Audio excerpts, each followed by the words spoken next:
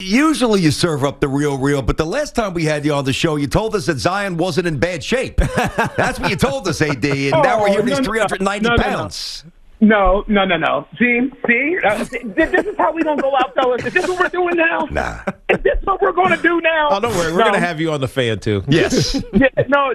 See, here's the thing. Bad shape is completely different than being in shape and not being in the kind of condition that you are accustomed to. I can tell you what. I'm going to tell you one of the things I know.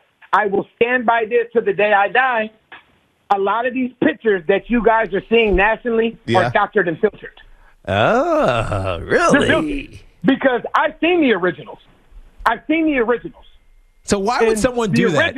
AD, why would someone do that? You know why? Because it's all for likes and comments. If you send a picture of Zion in shape or looking a lot better than what people perceive, does that really get the feedback that you want? Have you seen him in person, AD? Have you? Oh yes. And what does he look like? Like he's clearly not game ready yet. But what does he look like? Definitely not game ready. Yeah, but what does he look like? Okay, so here's the thing: the time where he was ramping up, where he actually started running and he actually started playing 3-on-3 and those things before the swelling came, he was getting back into shape. He was getting back into form. That's why I know that those pictures that were sent were doctored. Because I see him every day. I see. I see him every single day.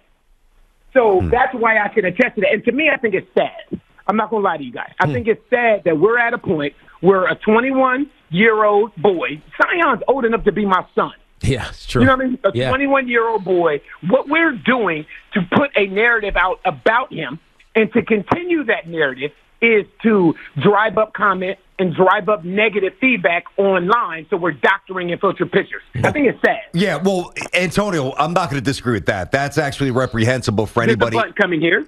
There's a butt coming. Go ahead. Well, there is a butt coming. Right. Again, I'm not in the business of making young men or women, feel bad about their bodies or look bad or take unnecessary shots. But the fact remains, he ain't playing. So I'm going to ask you this. Does that make it okay, though?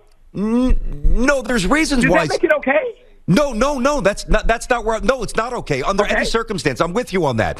What I was going to ask you though, not that they would ever say this publicly, but privately, if the Pelicans had a redo and could draft somebody else, you think they should or you think they would? No. Wow. Nope. I would, but go ahead. I don't think so. Yeah. I would.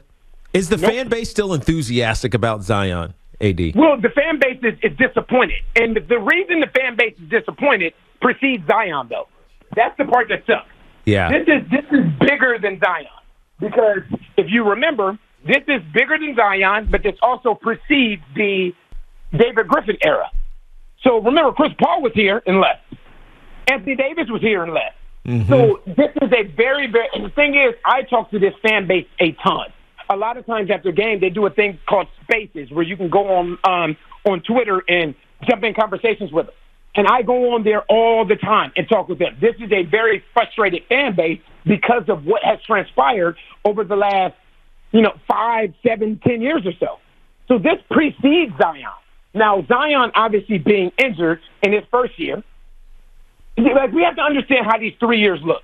So I look at it from my perspective as being the Pelicans analyst over the past 3 seasons. My first season here coincides and parallels with Zion.